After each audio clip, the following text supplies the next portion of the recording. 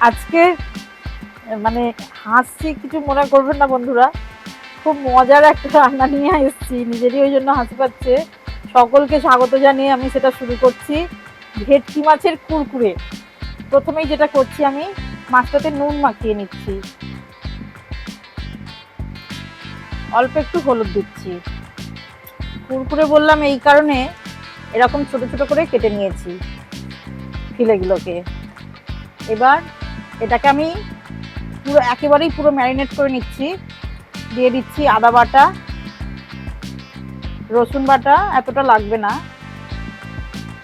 খানিকটা দিলাম না। আর দিচ্ছি কাঁচা লঙ্কা বাটা, দিয়ে দিচ্ছি একটা ডিম। এবার এটাকে ভালো করে মেখে নিতে হবে,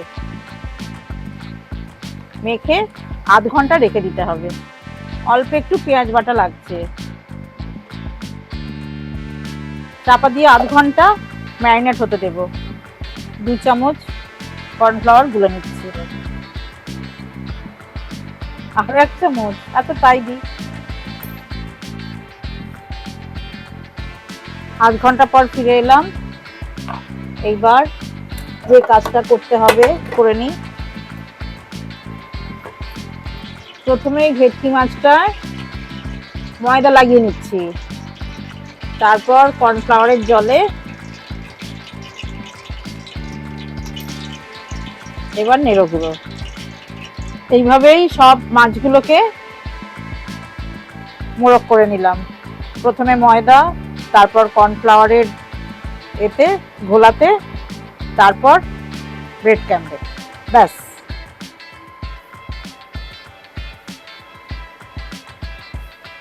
একটা জিনিস মনে রাখতে হবে, আমি মাছে কিন্তু নুন কম দিয়েছি। এটা যেহেতু কুরকুরে, বাইরেতে নুন দেব, নুন একটু মশলা দিয়ে আবার মাখিয়ে নেব, ভাজা মশলা। সোনা, হ্যাঁ আমার কাছে থাকবে বসে। আমার দুটো সোনা, একটা সোনা একটা মানা। সোনা মানা দেবো তো, দেবো দেবো, আগে হোক।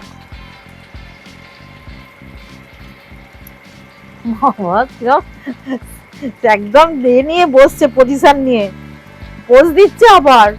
এগুলো ভাজা হয়ে গেছে, সুপার করকরে, তবেই তো কুরকুরে হবে।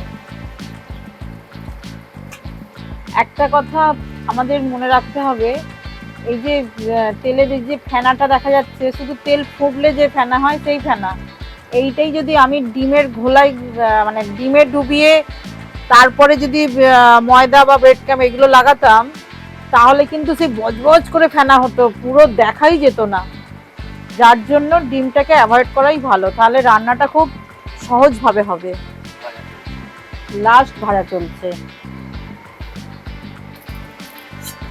এবারে এটা একটু মশলা মিশিয়ে নেব, চিলি ফ্লেক্স আর বিট লবণ ছড়িয়ে দিচ্ছি। লবণটা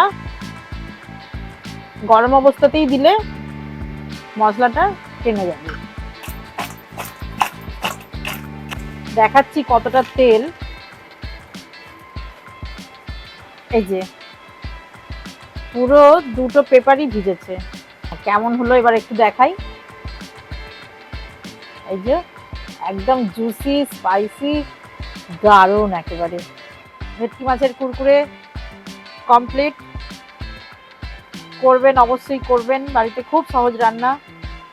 আর লাইক শেয়ার কমেন্ট এগুলো একটু করবেন।